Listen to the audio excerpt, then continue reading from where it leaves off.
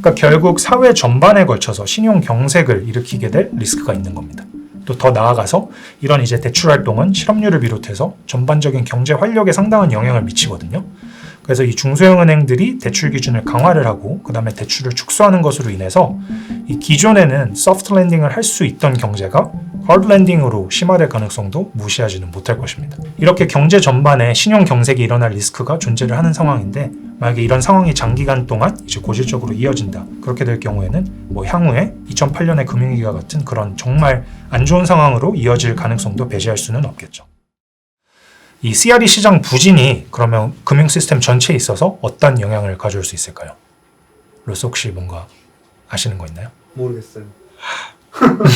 안 좋긴 하겠죠? 네. 안 좋을 거란 느낌은 드시죠? 그냥 결론부터 말씀드리자면은 이건 이제 금융 시스템을 아주 심각하게 교란을 시킬 수가 있습니다.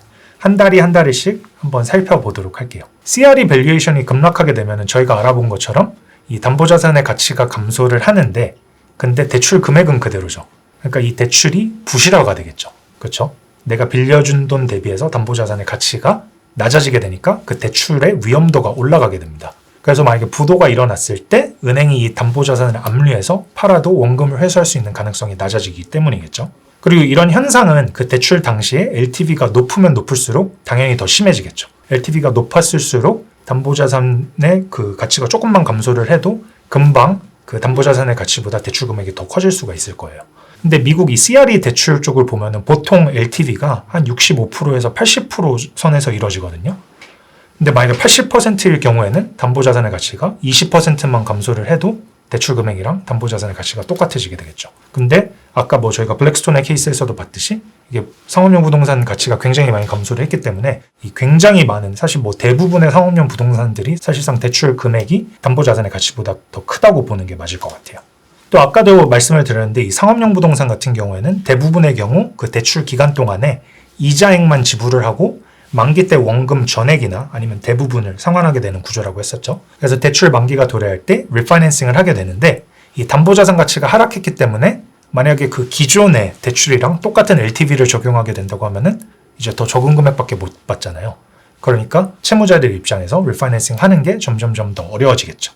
저희가 방금 본 것처럼 이 CRE 담보대출 시장에서 중소형 은행들이 큰 지분을 갖고 있는데 얘네들도 자체적으로 재무적 악화를 겪고 있기 때문에 담보대출을 마구 내주던 예전과 비교해서 그 대출 조건을 더 까다롭게 할 수밖에 없을 거예요. 그러면서 이제 아무래도 얘네들이 신규 대출을 해줄 때 요구하는 LTV나 이런 것도 더 까다롭게 받을 거라고 보는 게 타당하겠죠. 그러면은 결국 채무자가 대출받을 수 있는 금액은 더 적어지게 되겠죠. 그러니까 이런 상황을 염두에 뒀을 때 이런 부동산 담보대출의 만기가 도래를 했을 때 채무자 입장에서는 그 원금만큼을 다시 리파이낸싱을 하는 게 매우 어려울 게 아마도 맞겠죠. 근데 이게 채무자 말고 이 금융기관들도 요즘 유동성 상황이 좋지 않은 상황이잖아요.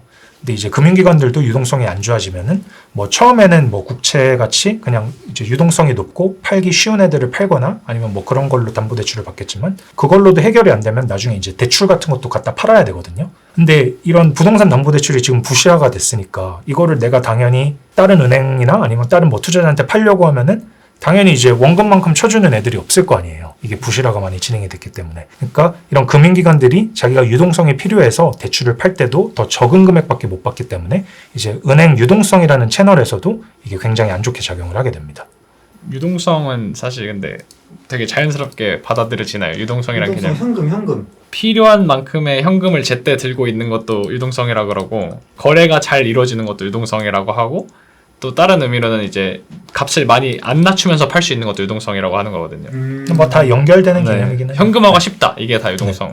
그래서 되게 자연스럽게 받아들이고 계신 것 같아가지고. 유동성은 자연스럽게 받아들였어요. 딴 데서 많이 봐서. 그러니까 이 CRE 론의 전체적인 사이클을 봤을 때 지금 프레셔 포인트가 어느 한 군데만 있는 게 아니라 이 사이클 전체에 걸쳐서 있는 상황인데 만약에 이런 상황에서 지금 당장 대출 만기가 막 도래를 한다.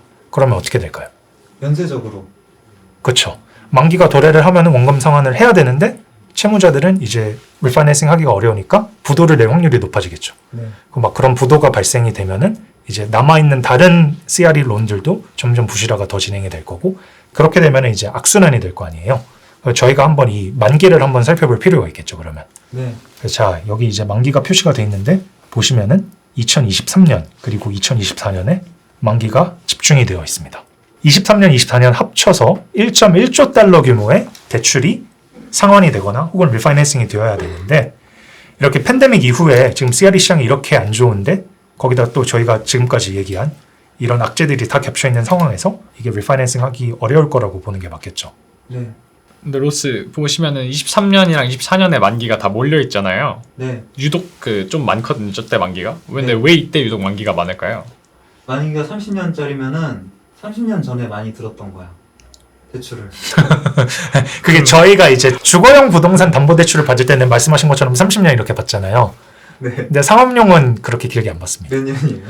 상업용은 일반적으로 뭐 만기는 이제 구조에 따라서 맞는데 뭐 2년짜리도 있고 3년, 5년, 7년, 뭐 맞아요. 길어봐야 10년 이 정도입니다.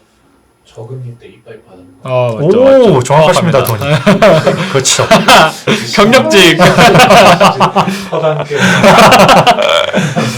2020년 이후로 거의 제로 금리였잖아요. 그리고 이게 사실 부동산 투자 회사들도 그렇고 금융기관들도 그렇고 이 저금리 기조가 꽤 오랫동안 지속이 될 거라고 예상을 했었어요. 그러니까 그때 이제 뭐 2년, 3년, 5년짜리 대출을 굉장히 많이 받아뒀던 거였죠. 그렇게 되면서 이 2022년, 3년, 4년에 만기가 이렇게 많이 쌓인 겁니다. 자, 그래서 저희가 만기까지 살펴봤는데 상환하거나 리파이낸싱 해야 되는 만기는 이렇게 쌓여 있는 상황이고 근데 리파이낸싱 받기가 쉽지가 않잖아요. 네. 자, 그러면은 이제 채무 불이행이 막 속출을 하게 되겠죠. 네. 그럼 이제 채무 불이행이 딱 벌어진다. 네. 그러면 이제 크게 두 가지의 경우의 수가 있을 것 같은데 첫 번째는 이제 아까 말씀드렸던 스페셜 서비싱. 이 채무자랑 채권자가 서로 합의해서 만기를 연장을 시키고 어떻게 해서든 원금을 최대한 받아낼 수 있는 서로가 이제 합의할 수 있는 방향으로 협의를 하는 방향이 되겠고 두 번째는 만약에 로스가 은행이에요. 그건 이제 부도 선언하고 그 담보 빌딩을 소유권을 가져왔어요. 그러면 어떻게 하실 거예요? 일단은 내가 다시 세입자한테 구해야 되는 거 아닌가? 근데 이제 세입자가 잘 안 구해지고 돈이 안 벌리니까 얘네가 저한테 네. 떠넘긴 거잖아요. 네. 그럼 어떻게 해야 돼요? 이걸 빨리 최대한 나빠지기 전에? 지금 팔면 근데 지금 또 가격 내려져 있어. 지금 팔면 안 되는 거 아니에요? 그러니까 거기서는 결국 이제 미래에 대한 전망이 중요하겠죠. 네. 그러니까 로스가 봤을 때 미래에 좀 부동산 전망이 나아질 것 같다. 지금 가치가 많이 떨어졌으니까 우리가 이걸 좀 들고 있다가 나중에 시장 상황이 오르고 부동산 가치가 좀 나아지면은 팔면은 나을 텐데 아까도 말했듯이 전망이 안 좋다 그랬잖아요. 그렇죠? 이게 뭔가 일시적인 하락이라는 느낌이라기보단 지금 시장에서 생각을 하는 게 이게 조금 이번의 하락은 구조적인 변화 때문에 일어난 거고 돌아가기 쉽지 않겠다라는 이제 의식이 팽배하다 보니까 그럼 이런 상황에서는 하루라도 빨리 던지는 게 이득이겠죠. 더 떨어지기 이전에. 그리고 기본적으로 은행들은 부동산 관리 회사가 아니에요. 은행들이 뭐 부동산을 관리를 하고 막 이럴 만한 역량이나 인력도 없거든요. 맞네. 이제 담보 압류해갖고 갖고 온 부동산 운영하고 막 이러려면 부동산 운영하는 것도 쉬운 일이 아니잖아요. 그러니까 그것도 내가 몇 년 동안 들고 있으려면은 그거랑 관련된 이제 인력들도 뽑아야 될 거고 난 지금 내부적으로 부동산 관리하는 시스템 이런 것도 하나도 없을 텐데. 그러니까 보통 대부분의 경우 은행들은 이런 거 그냥 사실 담보자산 압류를 하면은 그냥 보통 옥션으로 갖다 팝니다. 그럼 지금은 사업용 부동산 매물이 많이 나왔겠네요, 지금? 그러니까 이제 뭐 지금도 나오고 있는 상황이라고 보는 게 맞고 점점 더 심해지겠죠. 그럼 그렇게 점점 더 매물이 많아져서 이제 수요보다 공급이 올라가게 되면은 네. 자연스럽게 어떻게 될까요? 가격은. 내려가죠. 그렇죠. 가격은 더 떨어지게 되겠죠. 그럼 기업들이 더 싼 가격에 사서 편하게 일할 수 있겠네요? 이걸 이렇게 생각할 수도 있구나. 아니에요? 근데 아까도 얘기했지만 애당초에 돈이 잘 안 들어오는 이유가 기업들이 오피스를 원치 않아요. 그러니까 일단은 재택근무도 많이 하고 그리고 이 이자 부담이라는 게 부동산 하는 애들만 느끼는 게 아니라 기업들도 다 자기 자본 조달할 때 돈이 들잖아요. 그러다 보니까 비용을 커팅할 수 있는 걸 최대한 하다 보니까 어차피 얘네 출근도 안 하는데 하면서 점점 줄이는 거예요, 오피스를. 어느 정도 수준이 되면 그렇게 반등하는 수요가 있을 수도 있겠지만 그 전까지 전체적인 구조로는 계속 나빠진다고 봐야 되겠죠, 상황이. 근데 이게 정말 심한 게 저도 이제 그 미국에 남아있는 친구들이랑 최근에 연락을 해보니까 예전에는 사실 뉴욕에서 뭐 금융회사 가면은 다 전부 지정석이 있었거든요. 그러니까 난 내 좌석이 있었는데 요즘엔 대부분의 회사들이 이런 지정석을 없애고 이제 그냥 핫데스크로 재택? 네, 그러니까 뭐 예를 들어 한 50% 정도는 재택을 돌리고 이제 로테이션을 돌리면서 오피스로 와서 일을 하는데 오피스로 올 때도 내 지정석이 있는 게 아니라 그냥 먼저 오는 사람 그냥 내가 앉고 싶은 자리에 앉아서 일하는 그런 이제 시스템으로 많이 바뀌고 있다 그러더라고요. 뉴욕대전도 그러면 좋겠네. 그렇죠. 그래서 이렇게 시장에 이제 이런 담보로 압류된 부동산 물량이 쏟아지기 시작하면은 앞으로 가격은 점점점 더 내려갈 거고 그렇게 되면은 저희가 지금까지 말한 이런 악순환이 계속 되풀이가 되게 되겠죠. 저희가 이제 CRE 쪽은 충분히 봤고 CMBS 쪽도 한번 봐보도록 할게요. 일단 뭐 결론부터 말씀드리자면 CMBS 쪽도 별로 다르진 않습니다. 비슷한 상황인데 이게 CMBS 쪽이 이게 크게 두 가지로 일단 구분을 좀 해야 되거든요. 이제 뭐 미국 정부 보증기관에서 발행을 하는 MBS들이 있어요. 그러니까 얘네는 이제 정부 보증기관에서 발행을 하기 때문에 여기 무슨 일이 생긴다. 그러면은 이런 정부 보증기관에서 원금을 그냥 다 상환을 시켜줍니다. 그래서 이쪽은 사실 별로 걱정을 안 해도 돼요. 어떻게든 텍스페이어 머니로 뭐 어떻게든 다 보상을 해줄 테니까. 근데 이런 정부 보증기관이 발행이 하는 게 아니라 그냥 일반 민간 금융기관들이 발행하는 MBS 이쪽이 문제가 될 수가 있는 거죠. 그쪽은 이제 아까 봤던 그 블랙스톤 같은 경우가 이런 경우인데 거기는 그냥 손해가 생기면은 투자자들이 손해를 고스란히 또 안아야 됩니다. 이런 민간 금융기관들이 발행하는 CMBS를 Non-Agency CMBS라고 그러거든요. 근데 이쪽에서 막 지금 당장 뭐 연체율이 엄청 상승을 한다든지 이런 문제가 보이고 있는 건 아닌데 사실상 기초 자산이 똑같잖아요. 그러니까 뭐 CRE 담보대출의 기초 자산이 이렇게 나빠지고 있는 상황에서 CMBS의 기초 자산이라고 좋을 리는 없겠죠. 그러니까 뭐 이게 조금 시간차가 있는 거지 사실 이쪽도 부실화되고 있는 게 맞다고 보는 게 맞을 것 같아요. 여기서 기초자산은 상업용 부동산. 그렇죠. 네, 네. 상업용 부동산이 되는. 거기서 나오는 임대 수입. 이 네. 제일 중요한 겁니다. 결국엔. 이 CMBS 채권 같은 경우는 보통 고정금리로 발행이 되거든요. 변동금리가 아니고. 뭐 그렇기 때문에 이제 그 기저에 있는 CMBS 대출도 고정금리로 나가게 됩니다. 근데 이제 최근에 금리가 많이 상승을 하다 보니까 당연히 CMBS 대출 그리고 CMBS 채권의 그 쿠폰 모두 엄청나게 상승을 했겠죠. 그래서 이 왼쪽에 있는 차트를 보시면은 2008년 금융위기 이후에 평균치와 비교해 봤을 때 굉장히 많이 상승을 했죠. 지금 최근에. 자, 그럼 이렇게 금리가 높아지게 되면은 이 사람들이 돈을 빌리려고 할까요? 안 할까요? 금리 높아지면 안 빌리려고 하죠. 그렇죠. 금리가 높아지면 부동산 밸류에이션에는 안 좋게 작용을 하죠. 그렇죠? 그러니까 부동산 가격도 떨어지고 그 와중에 빌릴 때 내가 지불해야 되는 돈도 높아지게 되다 보니까 자연스럽게 CMBS 대출 그리고 CMBS 채권의 발행량 모두 줄어들게 되었습니다. 이 올해 2월을 기준으로 2022년 동기와 비교를 했을 때 75%. 근데 뭐 작년은 이제 뭐 역대급으로 높았던 수준이니까 이 팬데믹 이전이었던 2019년 동기랑 비교를 해보면은 한 45% 정도 감소를 했습니다. 근데 아까도 설명을 했듯이 CMBS 채권이라는 게 은행이 돈을 빌려준 다음에 그 리스크와 리워드를 다른 투자자한테 떠넘기고 그만큼 나는 돈을 다시 받아갖고 또 대출을 해주는 거라 그랬잖아요. 근데 이 CMBS 채권의 발행이 감소를 하니까 은행도 이제 신규로 더 해줄 수 있는 대출도 줄어들게 되겠죠. 그러니까 이거는 이제 돈을 빌리는 사람 입장에서 보면은 은행들이 돈을 더 적게 빌려주니까 이제 신용 여력이 떨어진다고 저희가 볼 수 있겠죠. 네, 그럼 이 CMBS 채권의 기초 자산이 되는 CMBS 대출의 구성을 한번 살펴보도록 할게요. 여기 보시면은 오피스의 대출의 비중이 거의 30%로 제일 높습니다. 그 다음은 또 리테일이죠. 아까도 저희가 알아봤듯이 이 오피스 부동산 팬데믹 이후로 아주 안 좋죠. 입주율도 굉장히 낮아져 있는 상태고 수요도 계속 떨어지고 있는 상태입니다. 뭐 리테일 쪽도 아까 저희가 얘기했던 것처럼 전망이 좋지 않죠. 그래서 이 오피스 부동산 가치가 하락하게 되면은 그럼 당연히 이 오피스 CMBS의 대출도 부실화가 되게 되겠죠. 자, 그럼 이 오피스 쪽이 얼마나 안 좋은지 한번 봐보도록 할게요. 여기 왼쪽 차트 보시면은 이 오피스 입주율이거든요. 제일 왼쪽이 팬데믹 직전이에요. 그러니까 팬데믹 직후에 떨어졌다가 회복을 지금까지 우상향을 하긴 했는데 이 우상향을 하는 페이스가 시장의 expectation보다 훨씬 더 느렸고 그다음에 아까 말씀드렸던 그런 이제 구조적인 변화 때문에 이제 좀 어느 정도 실링을 치고 있는 게 아닌가 여기서 이제 플래토가 되는 거다라는 걱정이 지금 굉장히 많은 상황이거든요. 그러니까 지금 입주율이 그 2008년도 금융위기 때랑 딱 비슷한 수준이에요. 근데 아까도 말씀드렸듯이 금융위기 때는 경제 불황 때문에 일시적으로 그런 거고 앞으로 경기가 회복되면서 그 부동산 시장, 상업용 부동산 시장이 회복을 할 거다라는 전망이 지배적이었는데 지금은 이제 다른 점에서 이제 큰 차이점이 있는 거죠. 질문 있습니다. 네.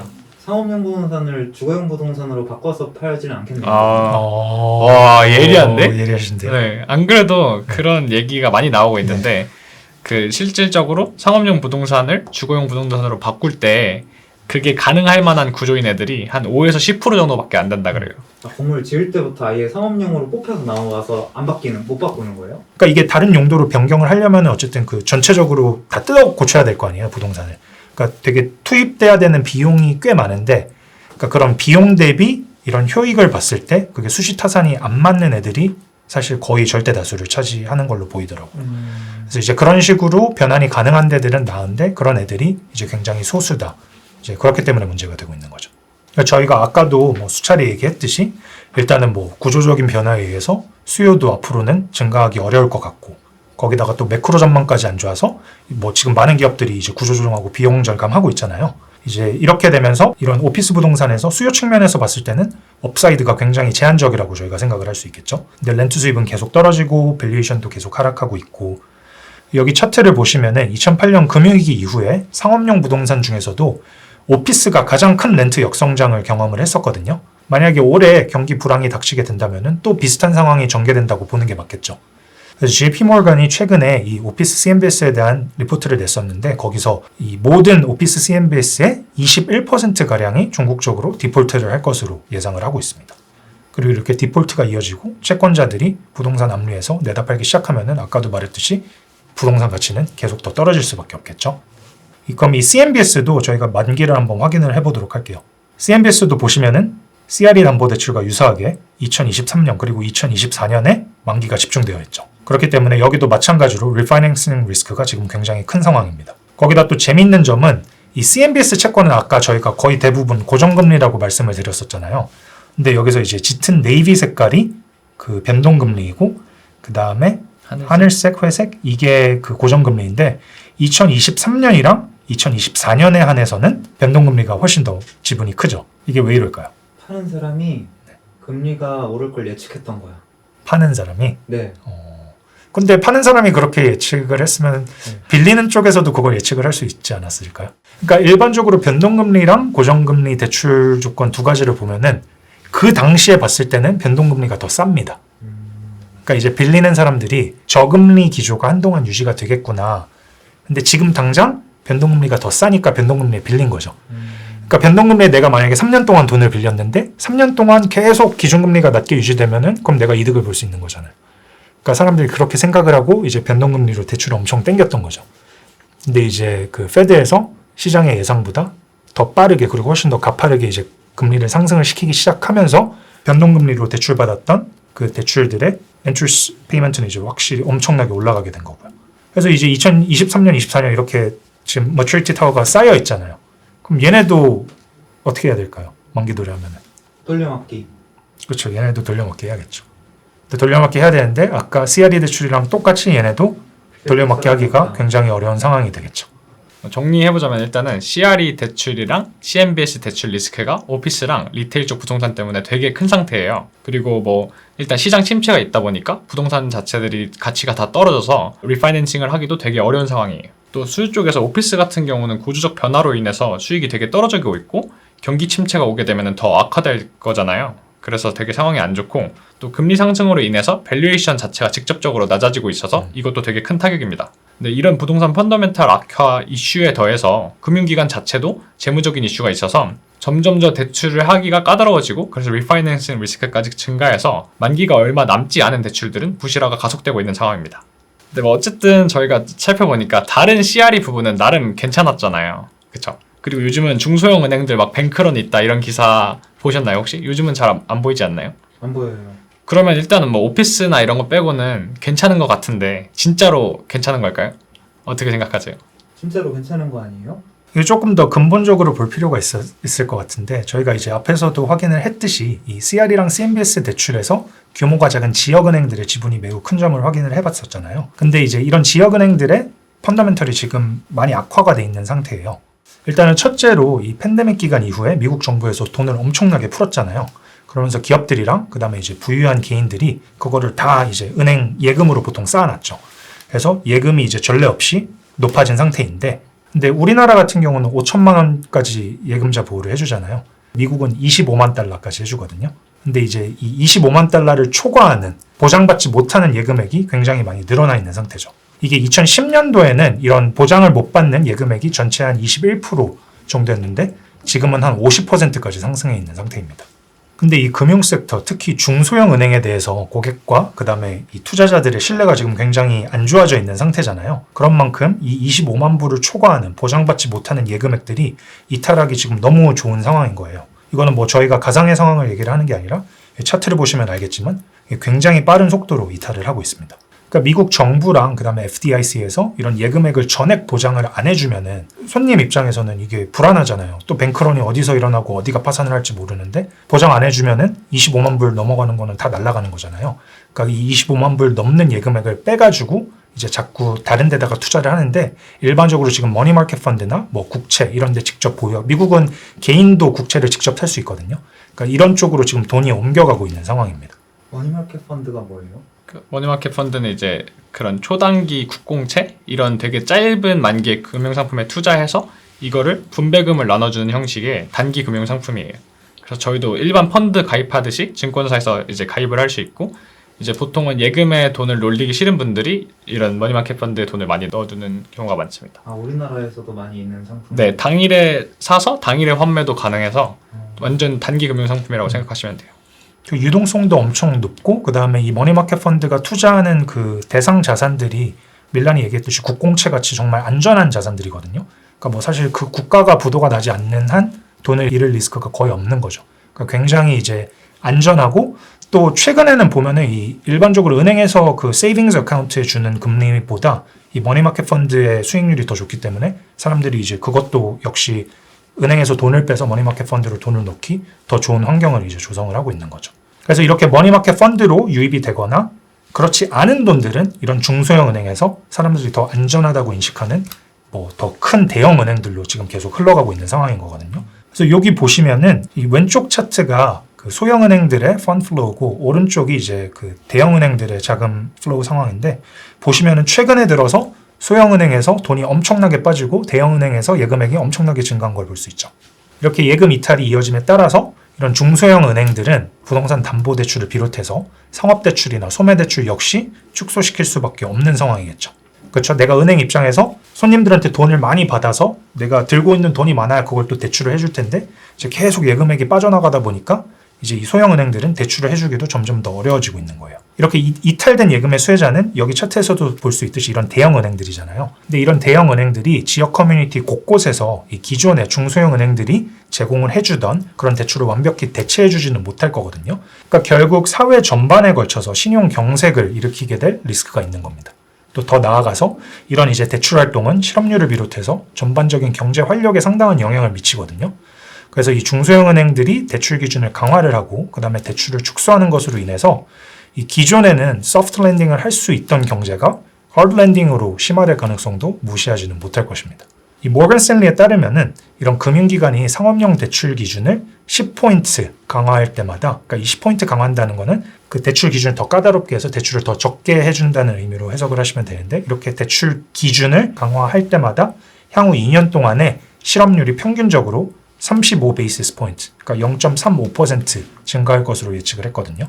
특히 소규모 기업의 경우에는 더 큰 영향을 받을 것으로 보이는데 이 최근 미국 고용시장의 강세가 계속 이어졌었잖아요. 그리고 이런 고용시장의 강세는 사실상 이런 소규모 기업 덕택인 점이 컸거든요. 뭐 저희가 헤드라인에서도 봤듯이 막 빅테크 기업들이랑 큰 회사들은 최근에 굉장히 구조조정하고 사람들 많이 잘랐잖아요. 그런데도 불구하고 이 중소규모의 기업들이 계속 고용을 지속을 해왔기 때문에 이렇게 그 실업률이 낮게 유지될 수 있었는데 이제 대출 기준이 강화되고 이런 중소규모 기업들이 더 고용을 지속하기 어려운 상황이 되다 보면은 이제 전체적인 경제에도 영향을 끼칠 수밖에 없겠죠. 그러니까 저희가 이제 앞에서 말씀드린 이런 일련의 현상들 있죠. 그러니까 소형 은행에서 돈이 점점 빠져서 머니마켓 펀드나 이제 대형 은행으로 점점 옮겨가고 그리고 그걸로 인해서 이제 돈이 필요한 것에 돈이 가기가 어려워지게 되겠죠. 점점 이런 중소형 은행들이 대출을 해줄 여력이 안 되기 때문에 이런 변화들은 사실 하루아침에 일어나는 게 아니라 앞으로 서서히 계속 지속될 겁니다. 그래서 뭐 실리콘밸리 뱅크 사태로 잠깐 주목을 받기는 했었는데 이런 이제 뱅크런을 동반한 이런 사태들이 계속 되풀이되지 않는 한 아마 세간은 여기에 관심을 주지 않을 거예요. 이렇게 이제 구조적인 요인들로 중소형 은행의 주 포트폴리오와 연관된 분야의 신용 위기 혹은 침체 가능성이 점점 높아지고 있다는 점을 우리가 염두에 두고 계속 이제 이 부분에서 어떤 변화가 있는지 꾸준히 관찰을 해야 될 것 같습니다.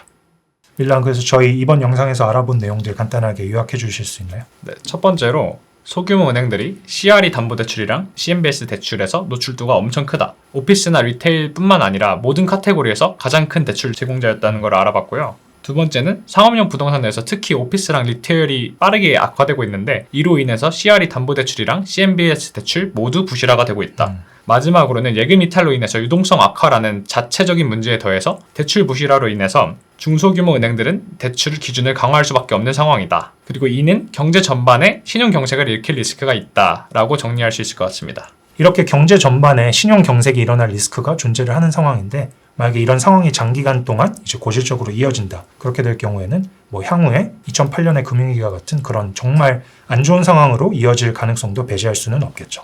지금 상황을 다 알려주셨는데 네.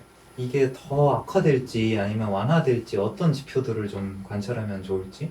뉴스플로우만 잘 팔로우해도 될 것 같기도 하고. 뭐 저희가 이번에 살펴봤던 데이터들은 그냥 이렇게 뭐 퍼블릭ली 구하기는 조금 어려운 데이터들이 있기는 있는데 솔직히 그냥 뉴스 헤드라인만 잘 보시고 전반적으로 이 부동산의 밸류에이션이 어느 방향으로 움직이는지 그 다음에 이제 저희가 아까 봤듯이 지금 부도가 이어지고 있는 상황인데 이런 상황이 더 악화되는지 아닌지 그 정도만 잘 체크를 하셔도 다 안 보고 월가제 채널만 계속 봐도 알 수 있겠죠? 확신 있게 말해주시죠. 그러면은 그러니까 그런 변화가 있으면 저희가 또 AS 할 거잖아요. 네. 이런 상황이 뭐 앞으로 이어진다 아니면 더 안 좋아진다 그러면 저희가 또 이슈 해박으로 확실하게 AS 해드릴 테니까 뭐 딴 데 보실 필요 없습니다. 네, 이렇게 이번 이슈 해박 영상에서는 CRE 담보대출과 CMBS 대출 그리고 상업용 부동산의 악화가 경제 전반에 걸쳐서 미칠 수 있는 영향에 대해 알아봤는데요. 다음 시간에도 또 다른 재미있는 이슈로 찾아뵙도록 하겠습니다. 감사합니다. 수고하셨습니다. 재미있는 이슈였나요?